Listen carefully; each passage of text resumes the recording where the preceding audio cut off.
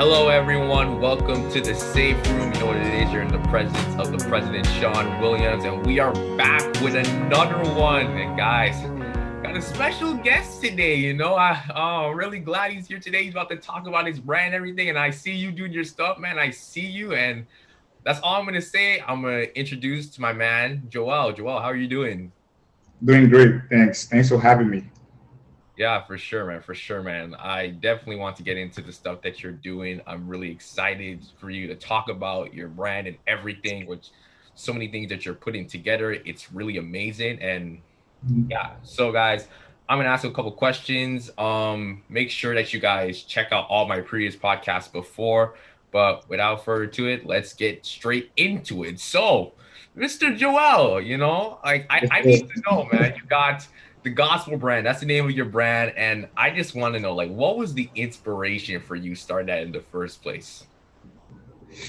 So the gospel brand. So I'm Christian, and it is very important for us as a Christian in general to spread the gospel of Christ. And also, when we read the scriptures, you see Paul mostly, he advises us to spread the gospel in any way as possible, right?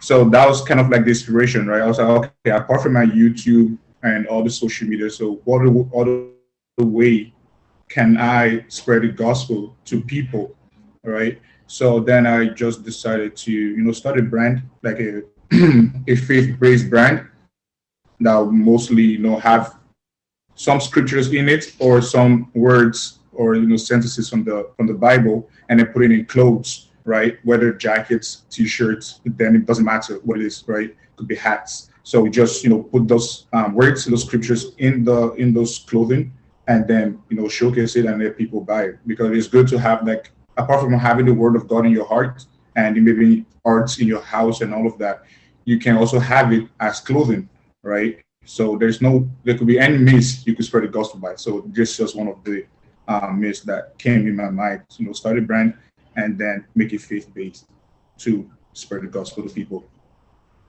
Yeah, man, that sounds very beautiful, and I really love like this path that you have with God as well, like the relationship you have. And honestly, like this is something that I feel the discussion around God has like increased, especially since the pandemic has arrived. Everyone's like Yeah.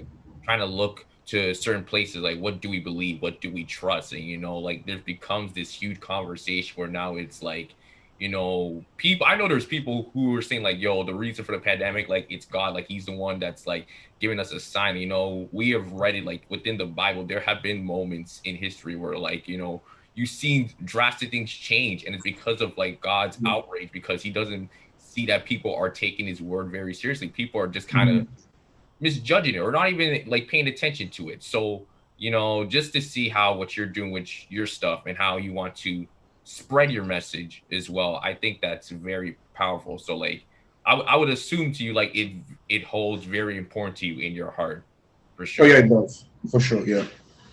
Yeah, man. So, like, just within that, like, are you just trying to go for when you started the process, was it just going for a specific audience, or like was there not really any boundaries to this brand? Was it just more like, what? I'm not really focusing on certain people. I'm just trying to get to everyone, anyone who wants to follow my path and follow the path of God. Yeah, just anyone. Like there's no boundaries. There's no boundaries. Like anyone of any gender, like whether male or female, any age group. Everyone needs. I believe that everyone needs Jesus Christ, right? Just the same way the sick people need the doctor, and everybody needs Jesus, because so there's no age limit. So whether you're a kid, teenager, young adults, or older senior adults, and all of that, you everybody, there's no boundaries really. So I just make this for everyone. Yeah, absolutely, absolutely. Was there like anyone who felt like, when you started this, like, were there people who were like, okay, like I see what you're trying to do, but like, is there a possibility that you're going to get yourself into conflict? Because again, a lot of people believe in a lot of weird things, and honestly, things that I can't understand for some reason. I don't know why you want to believe in all these other like entities and everything, but Yeah. I was mean, there a time like that? yeah, not everybody's gonna be like for you, right? Some people are gonna be against you, and there's gonna be some like negativity like around. And I've gotten some like negative comments and stuff, from when I promote my brand, whether on Facebook or on Instagram. Like I've gotten negative comments, from people who are outside of my faith and believe, they believe in something else, and they kind of like talk bad against it. But just overlook those comments and all of that. It don't really affect me. It's not going to change, my purpose or for my purpose and all of that. So it's just that people are going to always talk. There's going to be negative comments. We're seeing that all over. Whatever you do, actually, right? Apart from religion and this brand and the whole, whatever you do, you're always going to have haters and people speaking against you, right?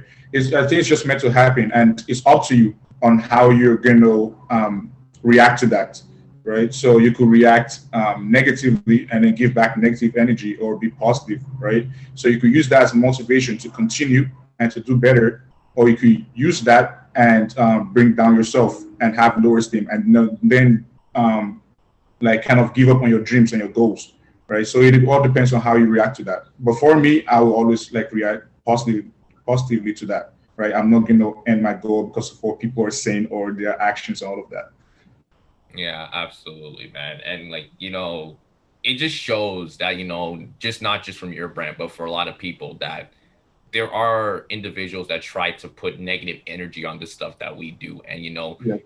it honestly brings back again to God, like, because there are people who try to put these obstacles in your path, and like God is also like testing you to see, like, are you going to like succumb to these things, or are you actually going to like bypass them and just kind of move on with what you're trying to do? Because I will say this, it is very difficult for certain individuals to realize what they have in life and what they want to do. Like, see me, I'm always been a person that's like, I want to like help others. Like when it comes to me, like it's second, and not to say that I don't care about myself. It's just to show that, like, God didn't just put us to be like selfish or just consume for our own personal wants. It's really more of like to help to spread his good word to other people as well, get the message across. So Yeah. I think it's great that you try your best, and not even try your best, that you're showing that I'm not letting this negative energy get to me whatsoever. So I think that's absolutely beautiful. So just kind of outside of your brand, like I want to get to like more into you. I mean we went to the same school, high school, but and everything, but I Yeah. think I want my audience to know a little more about you. So like, what would you say like are some of the trials and like tribulations you kind of go through, especially as a Christian? Okay. So trials and tribulations. So as I said earlier, not everybody's gonna be for you, they're gonna be against you. So that is one thing. Like negative comments, people try to say bad words and bad things to you, especially when you're outside the same belief. And yeah, and I see around the world that there's so many things going on in the world right now too, like with Christians being persecuted because of their faith. And yeah, so persecution does happen, and it does happen in it occurs in so many aspects, right? All because they're not killing you, like, or pointing a gun at your head, or they want to, or burning down the churches in, in Canada or mostly North America right now, because there's more like freedom here. But there are other ways that it happens here than other countries, right? So here you could be persecuted by, words and some silly actions by some people. You feel it, and you know that they're just hating on you because you're a Christian. And whereas in other part of the world, they're being killed, right? Their churches are being burnt down, and so many other things. So it does happen in different ways. And also, right now, I believe that especially communicate. Another thing, trial will be like when I'm trying to communicate with younger people, especially, and trying to spread the word to them or trying to connect with them. I see that some of them are, they're not showing any interest because they're being pressured by other peers, right? So they're being pressured by other peers in the sense that all because they want to be like other people. They don't want to be themselves. That's what I see a lot for today. Like a lot of people don't want to be themselves. Like their family and so many people, they might have taught, given them some godly doctrines and teachings, but when they go outside to the world and they see their friends and they try to do some things that are considered cool, right? And they're going to put those doctrines aside. And then it's going to be hard for someone like me who's connected with people because they're not going to show any interest. and they're not going to show any desire. But deep down in their heart, they want to, right? But because of that peer pressure and so many things going on in the world, right? Apart from peer pressure, like some people just give up, like they give hope and faith because of what is going on in the world. Like for example, like the freedom right movements and the whole Black Lives Matter, and when people experience racism, it's hard for them because they're like, oh, why are people treating me like this? Where is God in all of this going on? Coronavirus, where is God? Right? So with all the disaster going on in the world, where is God? So those type of people, there's a different approach and everything, right? So you have to be careful too, and that's kind of like the challenge, me and some other people have, because it is hard to reach those type of people that have gone through so many things. So your approach, and you just need God to actually help you out with those type of people. And also, some people they feel discriminated by us Christians too, and they're telling mostly by the older ones, right? Because they feel judged whenever they go to church, and that's why most youth actually come out of church, right? So reaching those people can also be a challenge, right? It's a trial, because then you come in again as a Christian, right? Where, and then your approach has to be different, right? So what I tell most Christians as well is that whenever people come into your church, whether they're new or old, do not judge them, because that's not what Jesus teaches us, right? It didn't teach us to judge. It teaches us to love everyone regardless of who they are, right? Including your enemies. So instead of telling them, oh, don't do this, don't do that, and try to give them so many things to change them, we're supposed to be planting seeds, right? Giving them the word. Yeah. And then let Jesus Christ, the Holy Spirit, change them, because that is his work. And the Lord will definitely do his work. Because the problem is that we try to do God's work. We try to change people, and that's not going to happen, right? We can only give them these words from scriptures. We can only give them advice, right? And then plant seeds, basically like planting seeds, and the Lord is going to grow it in them, right? And so it's up to them to choose when the Lord is working in them, right? Because God could work in some people, and they could also decide not to choose, because he gave us free will anyways, right? It's either a yes or a no. You're going to follow me or not. By the end of the day, we're all going to have like consequences for whatever we do, right? So or rewards for whatever we do.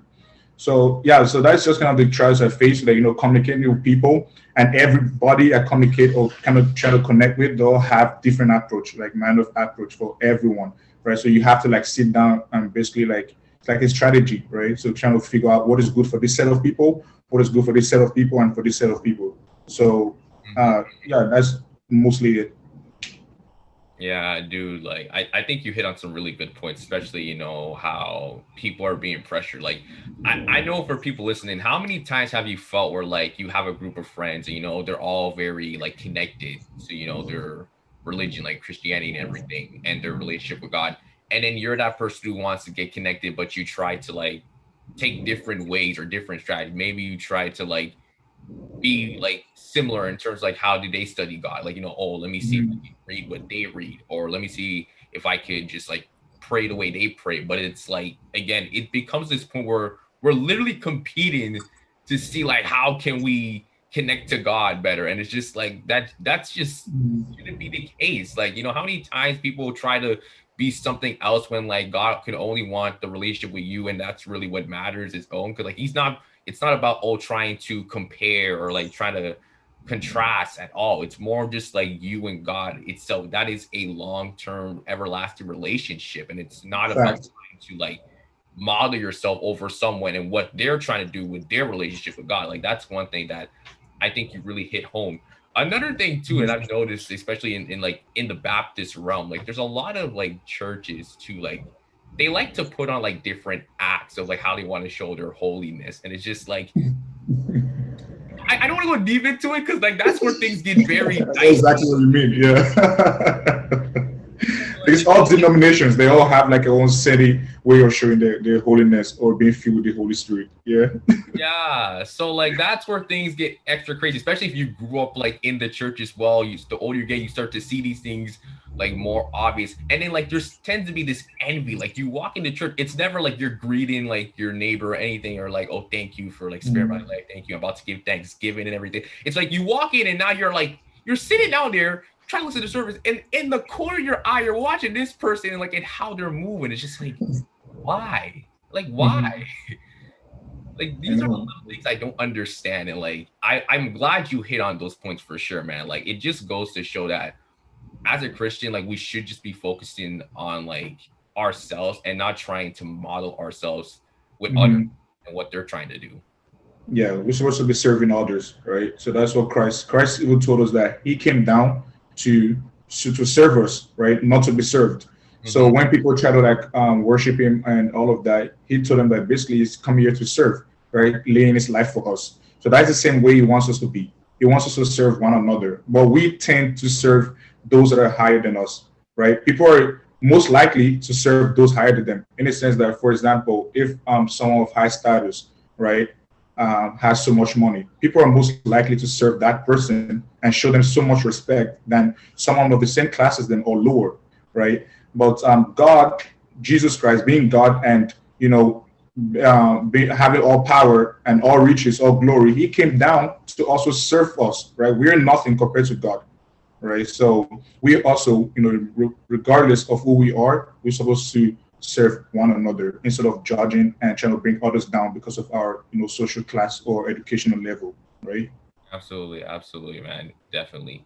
So I want to get into this segment now. It's called Face to Face. I tried it once on the show. I would say the first attempt wasn't as Mhm. good, but I got everything down now. So basically, I'm just gonna ask you a couple questions, and like it's again, it's like a face to face. I'm just asking you, just like you're having a normal conversation, and Okay.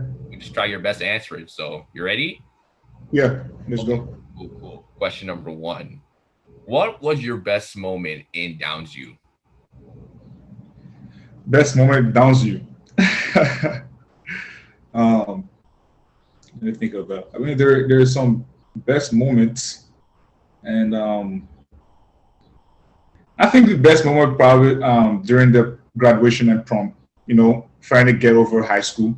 Yeah, I think that would be like the best out of all moments. I mean, I had a couple of good moments in school, and but I think the overall best would be graduation because I just wanted to get high school over with.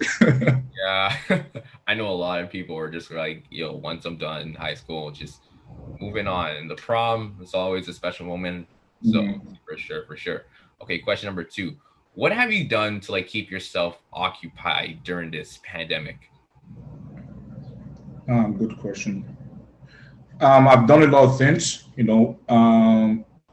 Firstly, reaching out to people. I just kind of had more time to focus on that because yeah, I was kind of doing it before, even before the pandemic, but there's so much going on in the world. You just kind of have less time for so many things. So right now I have like a lot of time for to reach out with people, and also I keep up. Yeah, my family, trying to connect with family, friends, and what else? Working out. Yeah, keep working out and watching movies, reading my Bible, studying, and yeah, just reading, doing schoolwork, and all of that. Yes, I just be occupied with so many things, and I try to learn like new things too, or new skills every day, and yeah, improving on the skills I have to. Playing my piano and yeah, trying to learn other musical instruments too. Yeah, so you got a lot of things, so that's really good. I know there's some people when I ask them questions, just like I don't know, like sleep, eat. It's really good that you have like these different things, so that's good. What would you say would be one thing in terms of like like a sentence? Like let's say you're meeting someone for the first time. What would you think would be their first impression of you? First impression of me. I've gotten so many.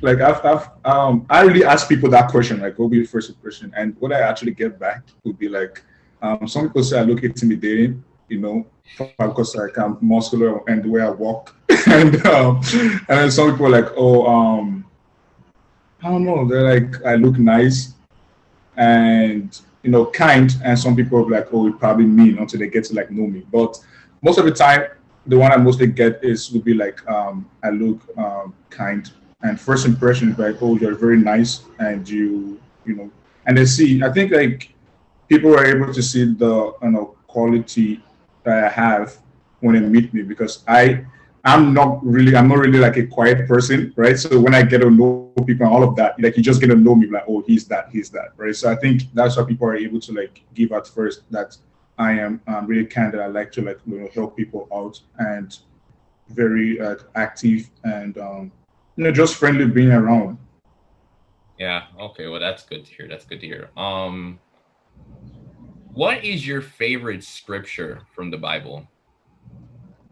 Favorite scripture from the Bible. Okay, I won't say favorite because I don't want to put it, but like, what is one that is Yeah. stick to you? Now, I mean, you could say favorite. You could say favorite too, but I have like a couple of ones that I stand by and I really love. But the best one that had like the most meaning impact to me would be John 3:16.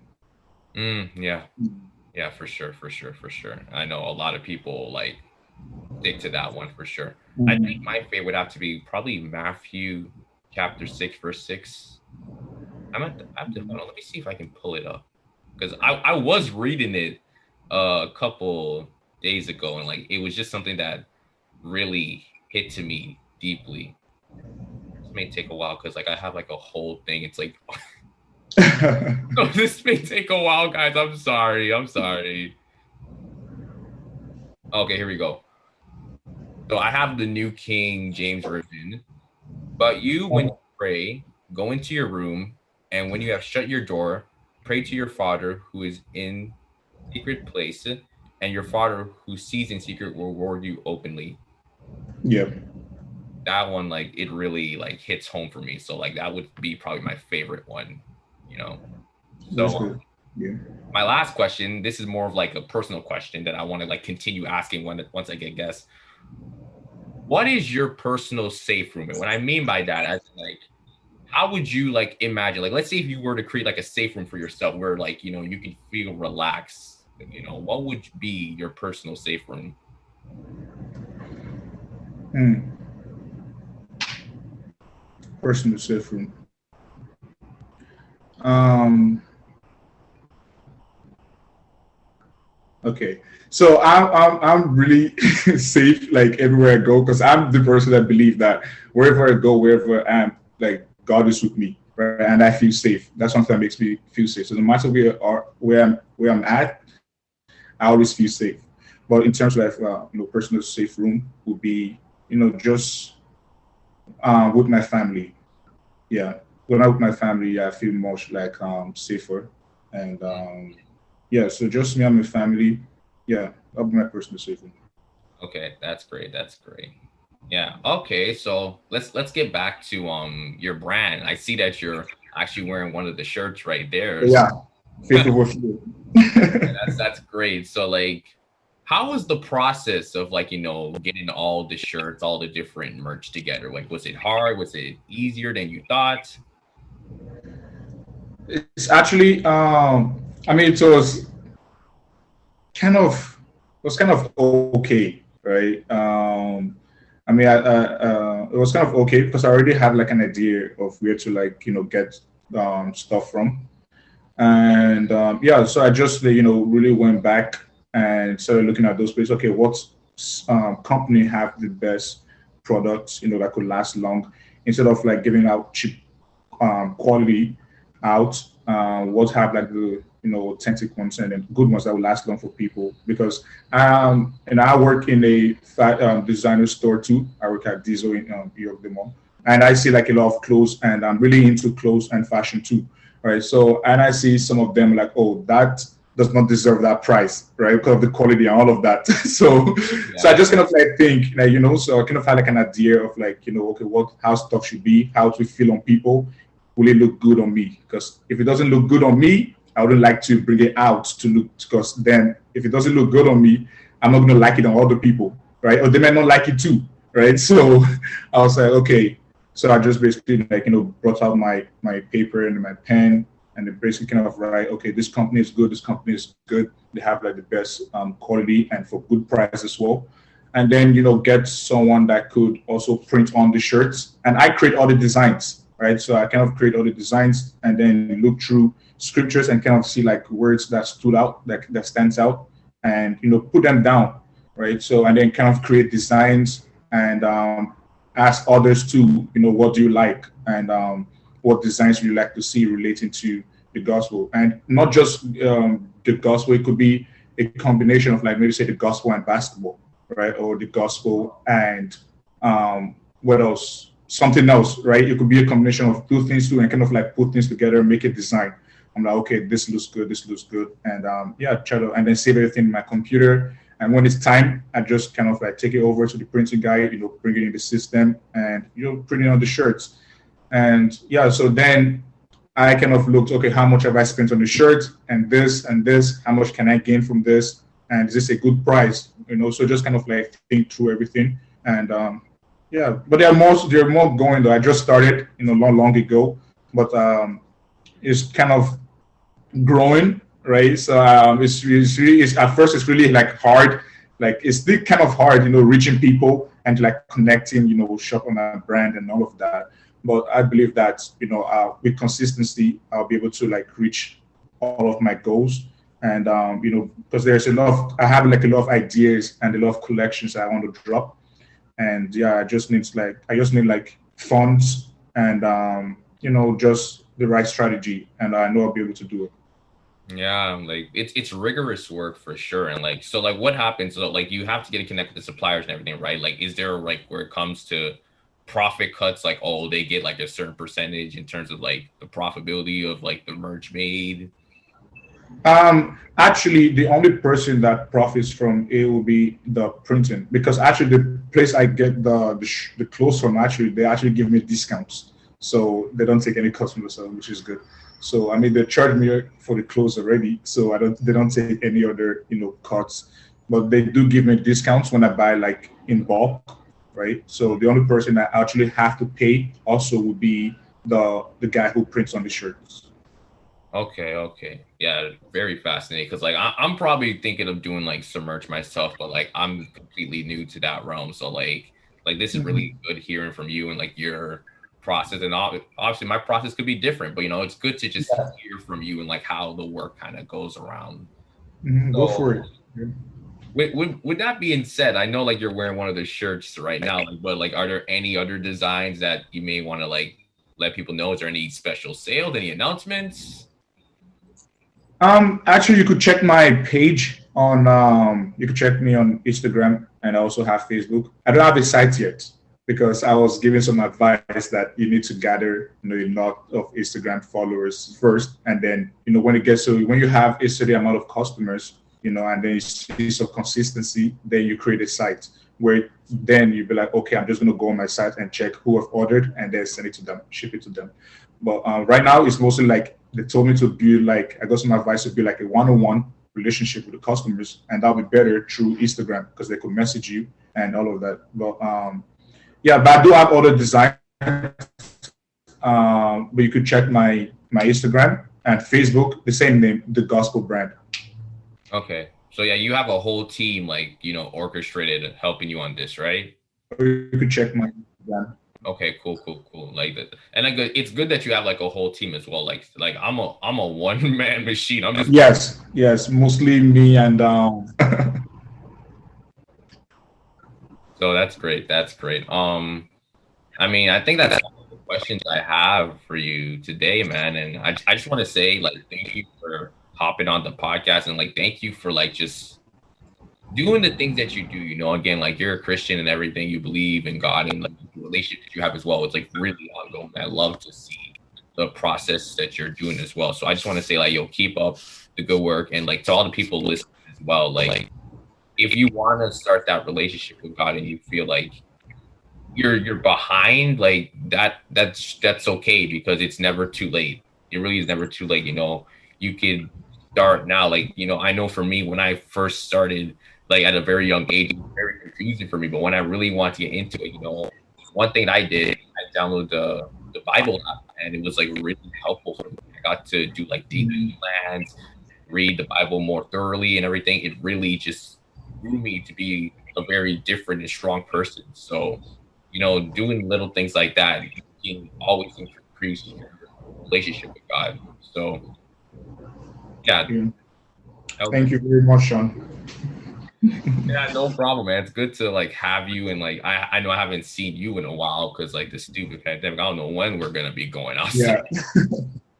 Well, hopefully, yeah, we could connect again in person. Yeah, for sure, for sure. So thank you to Joel for showing up, and thank you guys for listening to the Safe Room this week. And if you've been following me on Instagram at Mr. underscore President W, I have a big thing coming up. I mean, I kind of explained it, but if not, go check my Instagram again to look at the post. Something huge is coming, so stay in tune for that. I'm working on a couple of things as well, maybe a little song per se. I don't want to drop the details, but you know what it is. You know what it is. So again, thank you to Joel. Thank you guys for listening, and we'll see you guys in the future.